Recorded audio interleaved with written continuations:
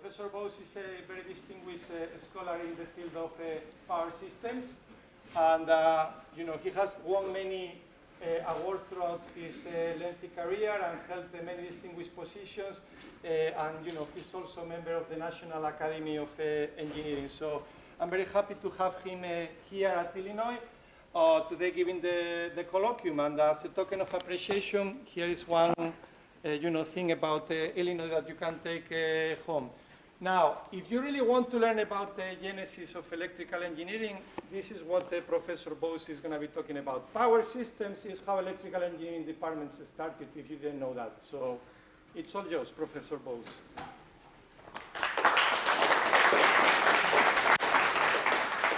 Thank you. Okay, so we will talk about the electric power grid, and we'll talk about control centers of the electric power grid for two reasons.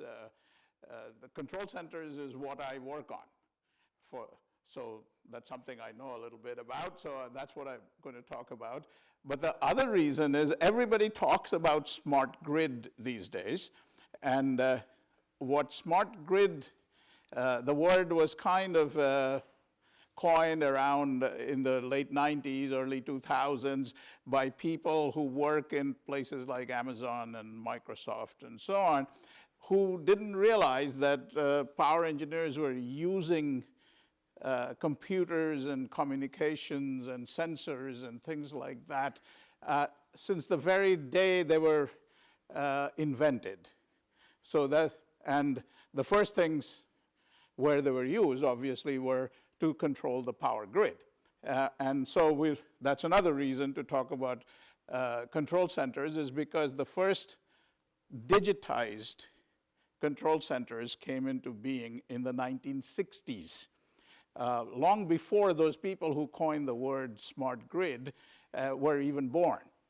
So, so smart grid is a new term, but it's not a new concept. All right, so I will talk about the evolution of the grid and how it's controlled and so on, but I want to leave you with a couple of thoughts to take away. All right? So, as everybody knows, the big issue of the day is that we're putting out too much carbon into the environment, and we should stop that. And the power grid is one of the major culprits that generates electricity using fossil fuels. All right, so where is this thing going to go? I mean, I fully believe that somewhere down the line, probably a little bit longer than what people are predicting, but we will get there, that we'll have a carbon-less electric grid. But one of the reasons we're going to have that is that the smart grid, or the computers, communications, and so on, are going to make it feasible, right? So the kinds of things that are coming in, sensors, computers, communications, power electronics, these are all going to proliferate on the power grid and will be one of the major enablers. But the other thing I also want to leave you with is that energy is one of those areas where the government has a lot to say. Okay, all of the reasons we're getting solar and wind at the rate that we are is because government is mandating it. California has mandated that the power grid is going to have so many batteries, storage batteries on the grid to smooth out the unavailability of wind and solar during the day, right? And so we'll talk about that, because one of the issues is that on the policy side, things are a lot hazier than on the technology side, right? So the question is, I mean, if you talk to any politician, they're going to say, well, we're going to change all the coal plants with solar and wind, and obviously the electricity is going to be cheaper, right? Because wind and solar are free, right? Obvious, but there's something missing there, which makes it harder to make it happen. And so, I mean, somebody's got to invest in the solar and the wind mills and so on. So anyway, but I'll go back and start from the very beginning of the early days of the power grid, and I got actually asked about 6 months ago to give the Steinmetz lecture, which happens in Schenectady, New York. It's a lecture that was set up, I think in 1925 or something, when Steinmetz died. And it's been sort of going on all this time. And so I was there in Schenectady. And I don't know, how many of you know where Schenectady is? All right, Schenectady, New York is near Albany, New York, which is the capital of New York. But it was also the home of General Electric. And Edison started General Electric up there because it was an industrial area. And they started building electrical generators and transformers and so on. And so as I was driving around Schenectady, I come across this statue right in front of the GE gate. And I don't know if you can see it, but it's on a street corner. And it's a statue of Edison and Steinmetz. And those of you who may know something about these people, Steinmetz suffered from dwarfism. He was only about 4 foot something. And so now you can tell which one is which. But he was one of the cleverest guys that worked for General Electric. And that was the best thing I saw over there, because General Electric, which kind of took over a huge area of Schenectady at one time, is a real shell of itself, because the headquarters moved out of there many years ago, and they don't manufacture half the things they were manufacturing in those days. And so the General Electric facility is not that great to look at, but I thought that was a rather interesting statue. So the early days. Pearl Street was started in 1882 by Edison, and that was the first ever electrical company, right? It had and the thing about Edison, I think everybody thinks Edison became famous because he invented the light bulb, but actually he didn't invent the light bulb. He was one of the several people who in parallel invented light bulbs, because if you go to Europe or UK, they will say a man named Swan actually invented the light bulb. But Edison did invent the first power company. He had a generator, he had some wires, and he had some light bulbs in the big estates in southern Manhattan that created a power company.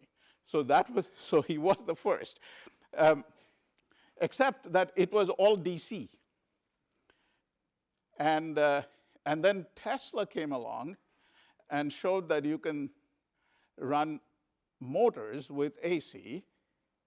And there was another big advantage of AC, was that you could use transformers to change the voltage level, right? And that was Westinghouse who did that. And so we're still in the 1880s when this was done. So the first power company started coming out in the 1890s, all right? So the problem with DC, of course, is you can't send it too far, the power, because the DC, the losses are too great and you can't change the voltage level. Whereas, so they started building, and you couldn't move generation from, say, a waterfall somewhere to the nearby town unless you could boost the voltage up or down. And so one of the most famous ones, of course, was the Niagara Falls generation that they then sent the power over to Buffalo, which is about 15 miles away from Niagara Falls. Now, where I come from in the West, they claim that they actually built generating plants on several of the rivers in Oregon, in Washington, before they did the Niagara Falls generation. So there's some amount of controversy about when AC power companies got started, right? So now, 1893 was the World's Fair in Chicago. And this, many of you may have heard about it. There's a famous book written about that fair, and it became exciting because the book is peppered with a serial killer who was killing young women at the same time that the Columbia exhibition was going on. And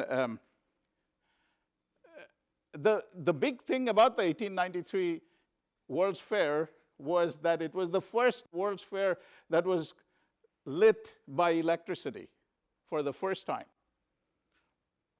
And people came from all over the world to actually see it because of that. And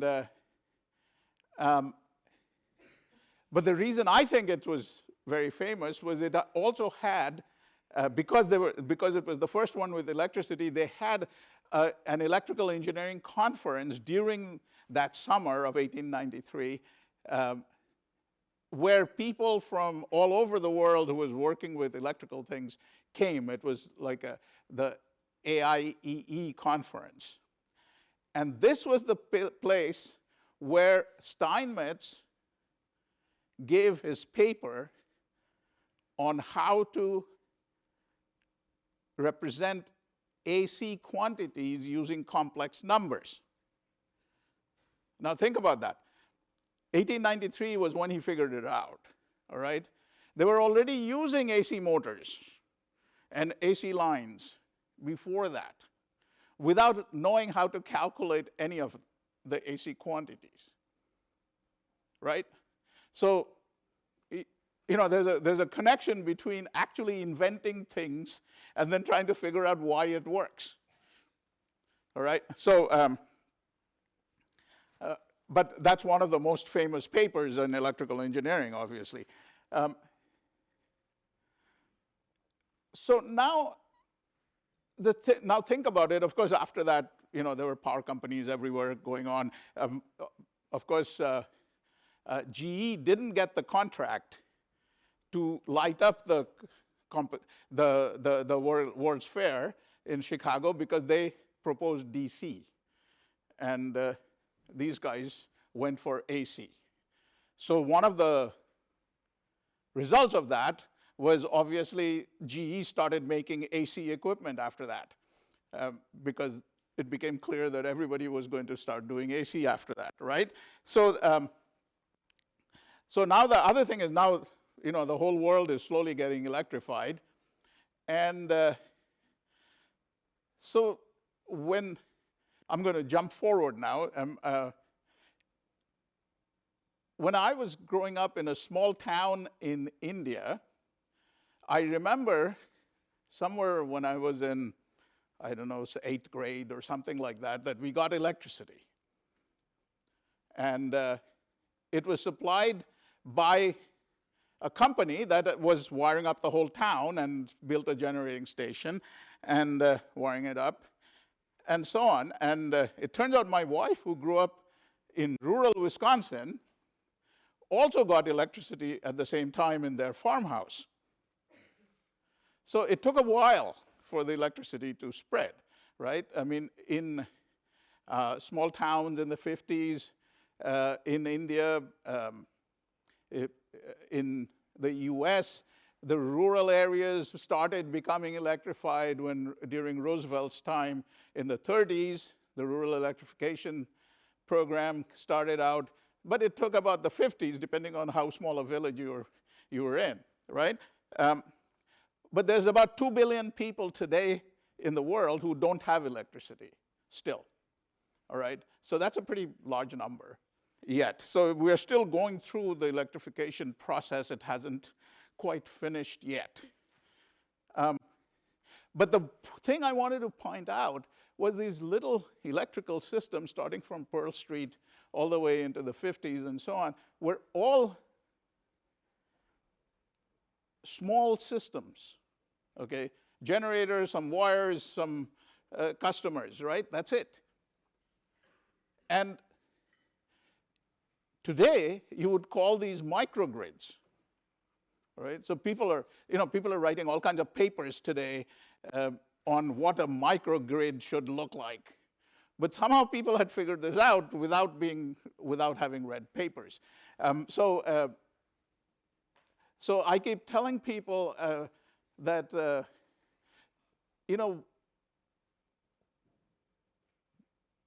campuses like this one can actually survive as a microgrid because all university campuses have their generators that they don't use normally, but they have them, spare generators that are connected, synchronized, can be started up very quickly. Several of the buildings on this campus, I'm sure, have their own UPSs because they have critical experiments going on, animal experiments, and so on. So microgrids have been around for a long, long, long time. But it's like one can coin new words, and suddenly people think they invented the actual thing and not just the word. You see, obviously they never called it a microgrid before 2000, but there they were. Okay, so now what happened to those microgrids? Why did they start interconnecting with each other? Why weren't they just happy to just be microgrids? Okay? And why then today we want people to build microgrids all over again? Right? So there's two real reasons why people interconnect. Right? One is the economics of it. Right? Your power, you can generate power cheaper than I can generate power, so I would rather interconnect with you and buy your power. You make money, I save money, we're all happy. Okay? The other thing is reliability. I find out very quickly my customers complain when their lights go out. And if I have only one generator, and if it doesn't work, so you're out.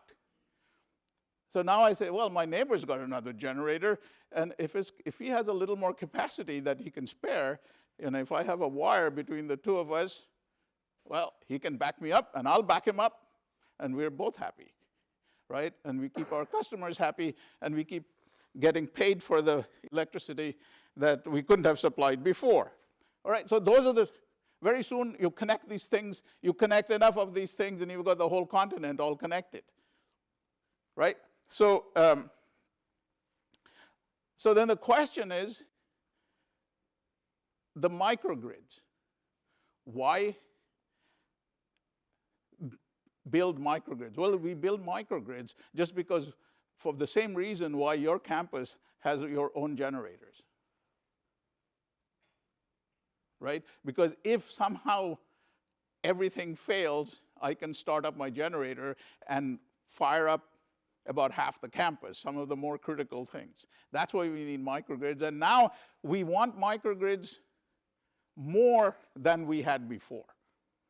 Okay? Because in New York, I mean, the big thing microgrids started, everybody started screaming about microgrids after Hurricane Sandy, in which New York City got blacked out. But remember, New York City has hospitals which had their own microgrids. They have other buildings that but a lot of people didn't have microgrids. So the question is not that you need to invent microgrids. You just have to have more of them if you're going to not want to get blacked out by big storms. Okay, so now talking about big grids. Okay, that's what the North America looks like, and you can probably find Urbana-Champaign on the map there, somewhere south of Chicago. But if you look at this map, this is a map of the transmission system of the U.S. And just like in this map that you can tell where people live, the transmission grid also tells you where people live, right? Because all the power has to be somehow come into those big metropolitan areas. Okay, and so obviously there's a lot more transmission on the eastern side of the country, and you can see where people don't live, right in that middle portion where there's a lot of mountains and are less populated. But you see the west is relatively unpopulated in large parts, except for the coast. You can see that, and so unlike a dense set of transmission lines on the east side, you'll see a rather stringy set of transmission lines on the west side. Okay, and what this does is the characteristics of these grid become different depending on how densely connected they are or how sparsely connected they are, and so on. So the other thing is, of course, that the U.S. transmission grid is actually not completely interconnected. So there's three grids in the U.S. Texas is separate. They didn't want to interconnect with anybody else, and the reason the west and east are separate is because of that big gap. There's not enough people living there to justify the investment in transmission lines. But and now if I had shown you Canada is actually interconnected to this thing. So both the Canadian West is interconnected to the American West, and the Canadian East is interconnected too. But there's also an exception in Canada. Quebec didn't want to interconnect with anybody.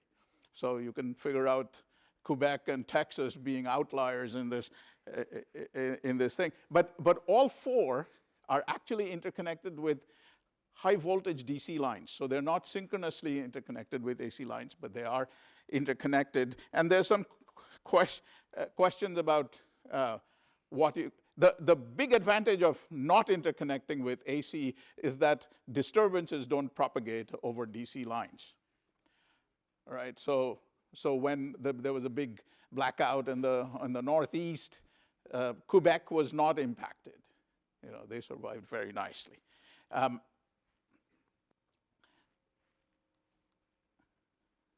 Okay, so now let me step back a little bit because I'm working up to the controls, the using of computers and communications and all of that. So then the question is, all right, so we've got this whole continent interconnected. Who does the math for that whole grid? How do you ever analyze anything? All right? Now think of this. How do you analyze this with only slide rules? Okay? How many equations does it take to write them, to describe the continental grid, the eastern grid? Okay, a few thousand at least. Right? So what did they do before they got computers? These things started getting interconnected in the 1920s. By the 1950s, the eastern, western, and Texas grids were already pretty much, they weren't as dense as they are today, but they were there. Anybody have any idea? Yeah. I'm just guessing. Yeah, I don't know. Did they just hire a bunch of people to sit at desks and do paper and pencil calculations all day? Pen and paper calculations. It's kind of hard once you get more than my students complain if they have to solve more than 3 equations. So, yes. The what?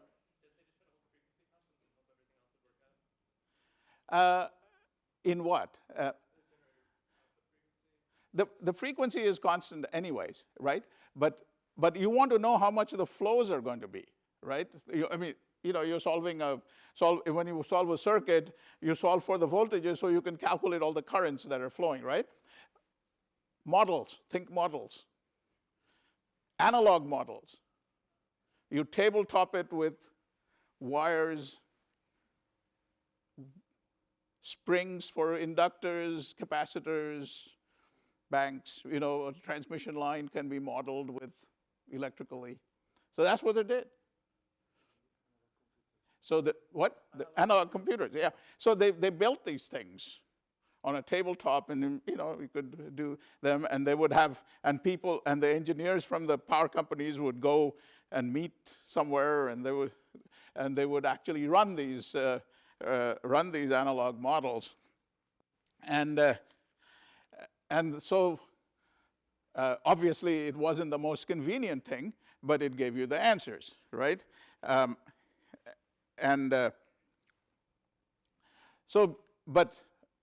Once the computers became available for doing scientific computation, late 50s, 60s, you had to come up with the algorithms, you had to develop the software and so on. By the 60s, everybody's now running these models. They're now digital, they're equations, you run through computers to solve them, right? So, and they're used in two different ways. So I've just sort of roughly, there's the offline analysis. You analyze them, you say, well, I need I need my substations to be this big and this generator to be this big, and then I can control this thing, and then you do all that, then you build the stuff, right? You add the stuff. My first job as an electrical engineer was in transmission planning in New York City, and so we were running these kinds of cases, trying to figure out how big the transmission lines are going to be for the next set of transmission lines. So that's planning. But the other thing is operations, all right? So you want to actually be able to see this stuff. If you're going to operate it, you want to know how much the voltage is over there, how much that generator is putting out, how much, how close am I to the transmission limit of this transmission line when I'm running, all right? How do you do that? All right, now think pre-computer days. See, remember, they've been interconnecting since the 20s, right? So how do you know from far away? And there was not too many ways to do it. You just essentially hardwire measurements. You take a measurement over there, you hardwire it back to some control room, and somebody's sitting there watching a whole bunch of meters on the wall, right? I mean, that's what a data acquisition system looked like pre-computer. So that's, I think I already said this. Actually, once you've put these long distance hard wires in, okay, you can do it the other way. I mean, they could actually switch breakers in a distant substation from that same control room, because you put another set of wire in there, and you have a digital a manual switch, and you can do that. So people could do this from far away. By the way, also before the computers came about, you could actually have analog controllers that could balance the generation to meet the load. So what do I mean? When you turn on a light, you don't ask the power company before you turn on the light. So the power company doesn't know what the load is going to be the next instant, because everybody's turning things on and off. So they have to have some controller which will control the generation side, which they do have control over, and that goes up and down to meet exactly what the load is going to be. All right? So that was done with analog controllers before computers. And you could even do some economic dispatch, which is making sure that the most the cheapest generators are used first and so on. So then what happened in the 60s was, for the first time, you had communication lines. And the main communication lines you had in those days was microwave. I shouldn't say communication lines, I should have said communication channel, right? It was microwave.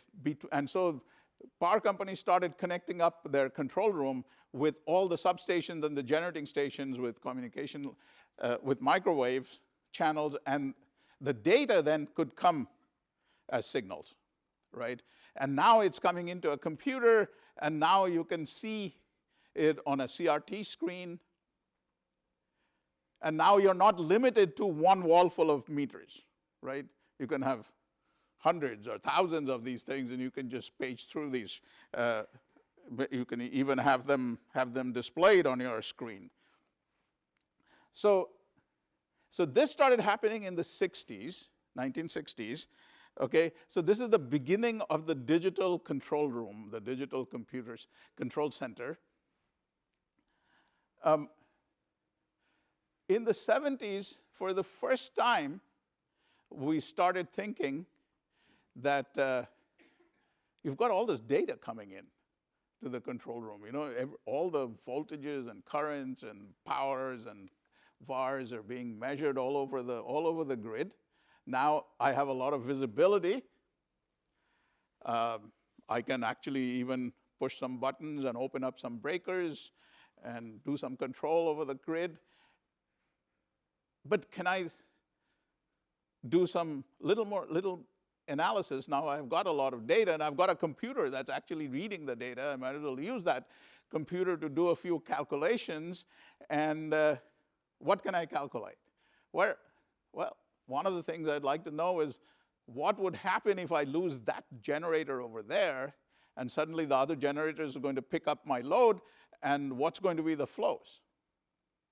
Okay, so what if questions could be answered if you had that data.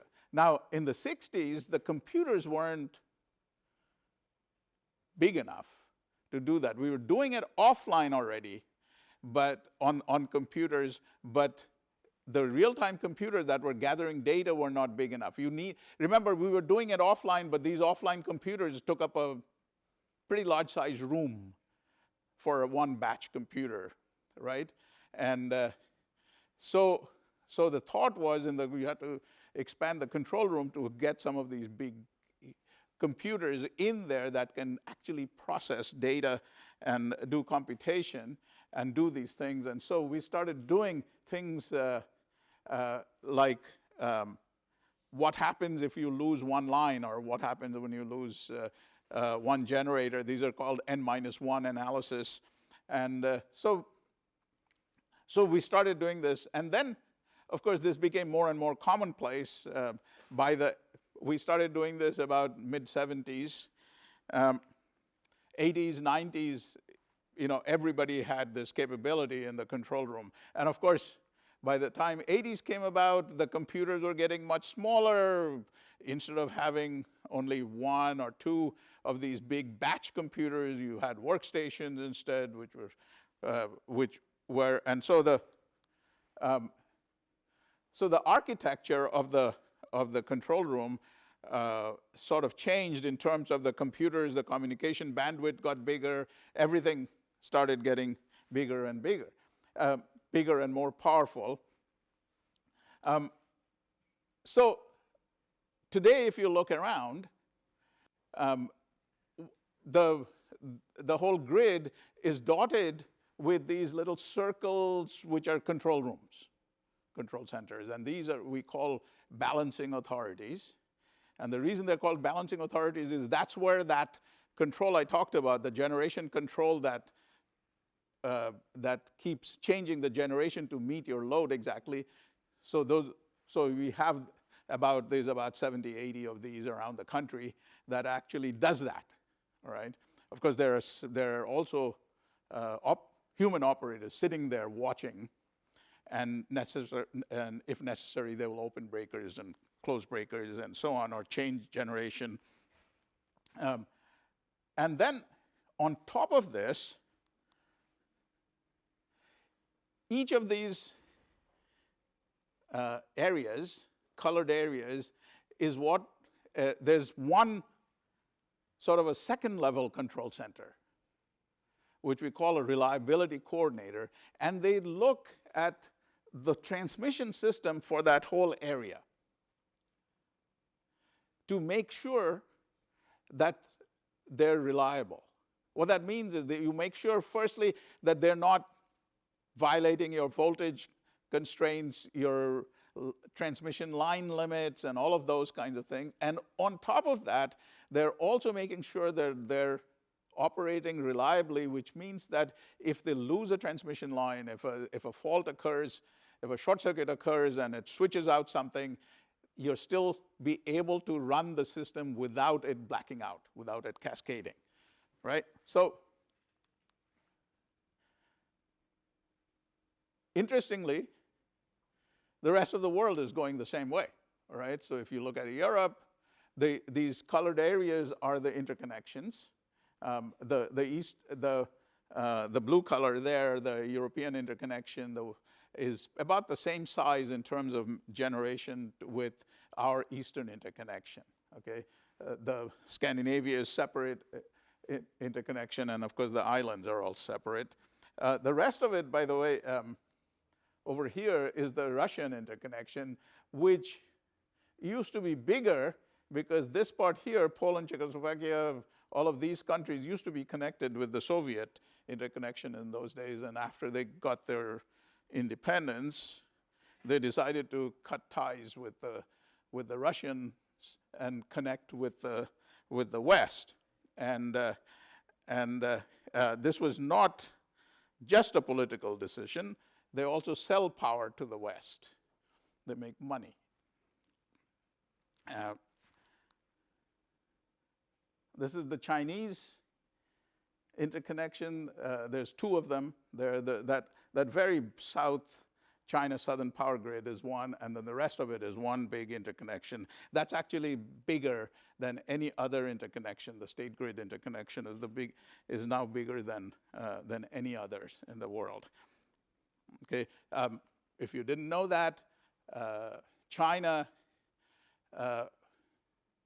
was equal in generation capacity to the US about 4 years ago.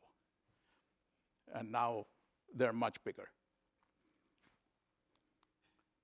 Indian interconnection, India is divided into 5 regions, but they have slowly over time, and 2 years ago, they finally interconnected all of those regions so that India is fully interconnected. So what I'm saying is that there's obviously a large amount of advantages of interconnecting and having a large grid, right? But operating it is more difficult. You need more tools to be able to do it. You need more computers and communications and so on. And so moving on, couple of things that has happened in the last few years. There have been some new sensors, measurements, systems that have come in. One is the Phasor measurement unit, where, as we started with Steinmetz, remember, the AC quantity can be represented by a complex number, and we do all our calculations with complex numbers. You can't measure a complex quantity very easily. So until recently, we couldn't. So the phase difference between a voltage over here to the phase difference over there, you can calculate it, but you can't measure it. You couldn't until we started getting GPS signals, where you could use the GPS signal as a reference and could figure out the phase difference between one AC quantity with another AC quantity, right? So that's now available, and now we've got a whole bunch of them around in the country. These are all the ones that have been put in the last few years in North America. now, of course, everybody has gotten into the business of having these, and we're still trying to figure out exactly what we're going to do with all this data, but they come in very handy if some disturbance occurs to try and figure out what actually happened, the details. By the way, China has more of these now, and India will have more of these in a year or something than North America does. The other set of measurements that are coming in are the smart meters, the meters that are now going into every house, which instead of just metering the amount of energy consumed once a month, it now can actually measure the voltage, the power, the thing instantaneously, and about every 10 or 15 minutes are actually reporting it back to the power company, right? So now you're getting a huge amount of data from the other end of it. The phasor measurement units are looking at the large pieces of power moving across from generation to transmission to the loads. And here we're talking about every individual customer being measured. Okay, so where is all this going right now? That happens to be the distribution system in Pullman, Washington, my hometown. There's 13 feeders that supplies both the university and the town of 35,000 people. 6 of those feeders actually go right into the university, which is kind of right here. That was the picture and this is the actual screen picture that is seen by Avista, my power company's distribution management system, right? We can look at that. And then he could actually see numbers on that. He can zoom in. Well, this is part of the university. See, if you zoom in, then you can see whether some of the reclosers are open or closed and so on. So now what has happened is what we could do in the 70s at the transmission level, now you can do at the distribution level. And the reason is, of course, the cost. All the costs have come down, all right? Now, so this is where we talk about smart grid. The reason everybody talks about smart grid, what it really means is that the transmission side was already smart. And now we're pushing this technology right down to the distribution level, up to the meter at the house, all right? And now there's a lot of talk about smart houses and whether the smart house should be talking to the power company control room and doing things together, all right? I'm going to skip over some of these slides because this is sort of the number of computers and microprocessors and all this is kind of pervading the whole system. So this is what I meant, the building automation part. You see, many buildings are now being automated. Commercial buildings have a lot of controls in there. They can control their thermostats, their heating and ventilation systems, all of that. There are ways to, many of the big markets, energy markets, are actually allowing customers to opt in to a system where it says, for this much money, I'd let you shut me off,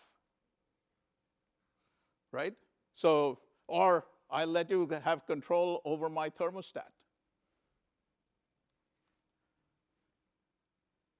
Okay, so this is what we're saying, that smart things are, what's happening, sensors, computers, controls, and software of various kinds. And this whole thing about the microgrid, as I said, is being talked about a lot today because of this term called redundancy, okay? After these last few storms in the last 10 years or so, where large parts of the electrical customers were out of power for significant amounts of time, this is where people start complaining. So you see what's happening? Because we are putting so much smarts into the distribution system, you can now, well, I'll tell you an incident in Pullman itself where a drunk driver took down one of the 132 kV poles, which shut down one of the substations, and the 3 feeders that substation.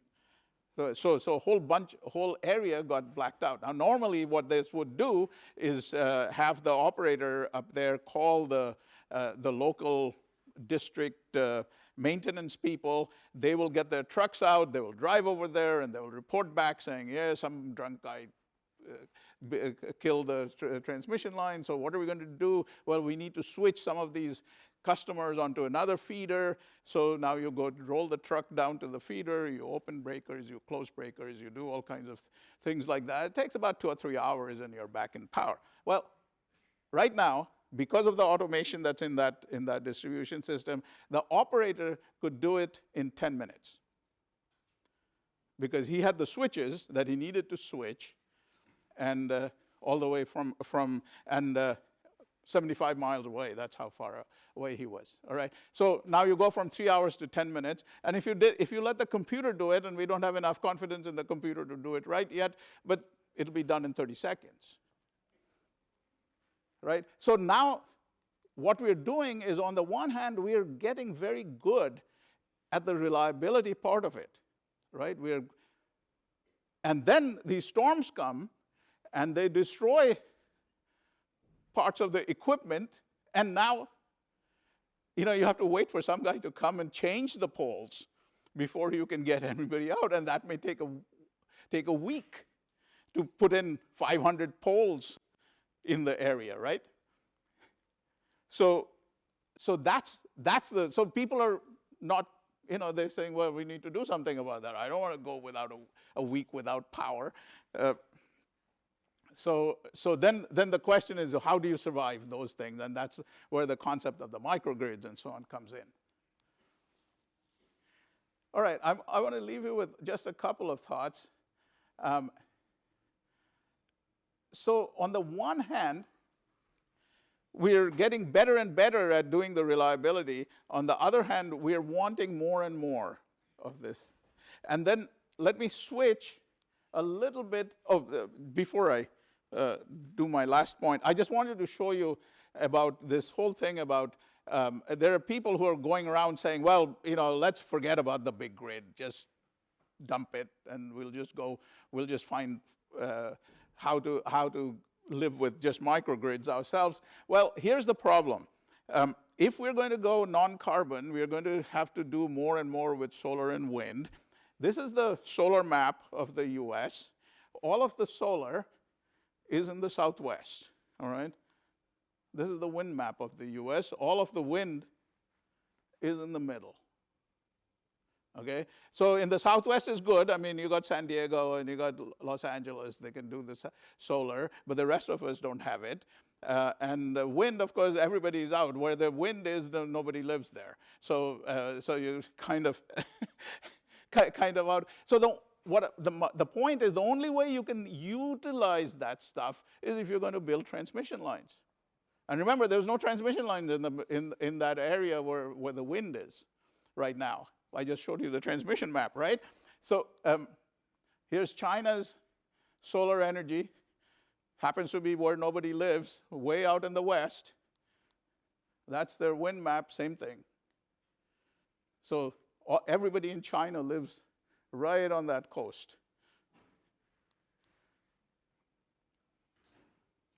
So here's a couple of issues to think about as we go forward. All right, as I said, there's about 2 billion people that don't have electricity. So a lot of people are concerned about what to do about that. Okay, the old way of thinking on that was just have to make the grid bigger until they reach which is the way we did it in the US, which is the way China is almost there doing it that way, and India is almost there doing it that way. But there's still huge parts of Africa and so on that don't have a grid to start with. So what do we do there? So now people have turned around, have figured out that actually the value of electricity is such that even doing some expensive electricity in parts of Africa is worth doing. You know, it's amazing how much a poor person who is willing to pay for a couple of light bulbs to increase the ability for their children to study for 3 more hours. It's amazing how much a farmer would pay to just have their cell phone have a battery recharged. You know, usually you have to walk 3 miles or something to get it recharged. So that's how you start. Again, this is the old concept, right? Start with little microgrids, and when it's convenient, you start connecting, and then you can have, you know, a few fans or maybe an air conditioner, because now electricity is cheaper once you start interconnecting. So these strategies are being worked out for international development. So the investment is the big issue, okay? For us and Europe, okay, our loads are not growing. Demand is not growing. What does that mean? That means that the revenue for the power companies is not growing. We're asking them to spend a lot of money on solar and wind and smart technologies. Who's going to pay for it? The only way you can pay for it if you're not going to use more energy, which is not something we should, right, is we'll have to pay more for it. So that's why you're seeing that in countries like ours, you're seeing more mandates. We're going to have, the government is coming in and saying, we're going to have so much solar. We're going to have so much. Many countries are now saying by 2045, you're going to go half carbon free. Things like that. Setting goals, getting the psychology up to do whatever it takes to get there, right? On the other hand, if you go to China, you know, their biggest problem is they need a lot more electricity to bring people's living standards up. Yeah, this is my last slide, right? So that's what their strategy. If you look at their Paris Accord plans, they don't stop building. China is not going to stop building coal plants until the 2030s, right? India is the same way, all right? I know we think they're, we're supposed to be the bad guys because we are actually shutting down our coal plants, but we are not part of the Paris Accords because we pulled out. But actually our record is relatively good. We are pretty much on track with the Obama Paris Accords targets in terms of cutting back on carbon gases. So you see, there's a whole set of dynamics going on that's going to impact the energy picture of the world. The thing to remember, why is energy so difficult? Because energy depends on the local area. There are whole areas, like I showed, where you don't have non-carbon. If you don't have water and you don't have solar, and if you don't have wind, well, how are you going to produce power? Either you import it in or you burn coal, right? And for good measure, we in the West and maybe in Europe, we're not too keen about nuclear, which is, of course, carbon-free. Okay, I'm going to stop there and